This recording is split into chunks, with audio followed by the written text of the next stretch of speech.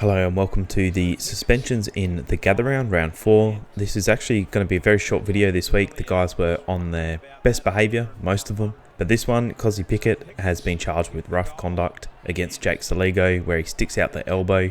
This was classed as careless conduct, medium impact and high contact. For this he was given a week. And for some reason the Melbourne Footy Club decided to challenge this, which I thought was really bizarre.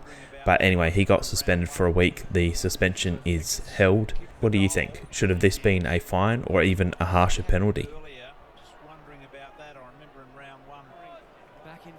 Lockie Fogarty from Carlton has been charged with striking against Nat Fife from Fremantle. This happened in the third quarter. The MRO graded this as careless conduct, medium impact and high contact. The club has accepted the ban and he will be out for one match. I've seen quite a few different people say that he was going for the ball.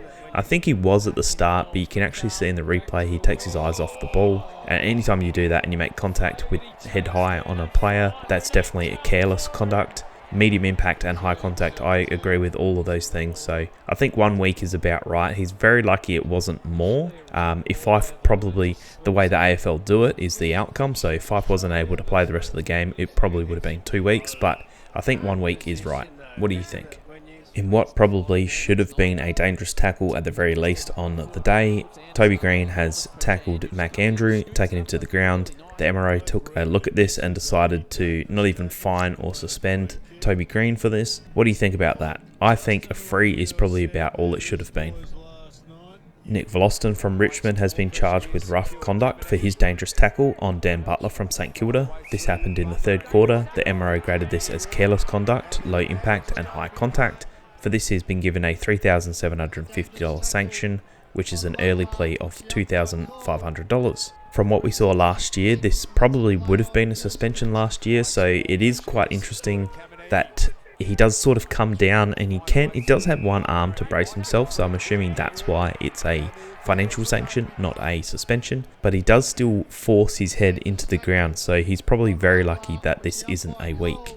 What do you think about that? I was quite surprised the MRO didn't take a closer look at this tackle from Petty. As you can see, his momentum carries him forward and lands in the back. It does look like he gets Josh Worrell's head in the ground, and I guess he's probably pretty lucky that this was only a free kick.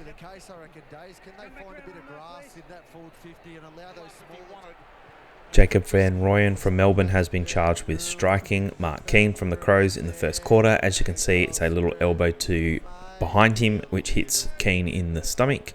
This has been graded as intentional conduct, low impact and body contact.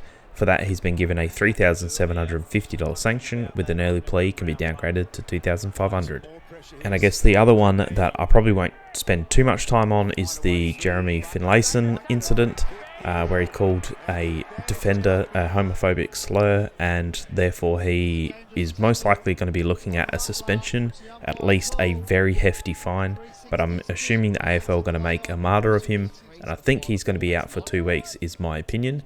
What do you think? What do you reckon he's going to get for what he said? Thanks again for watching.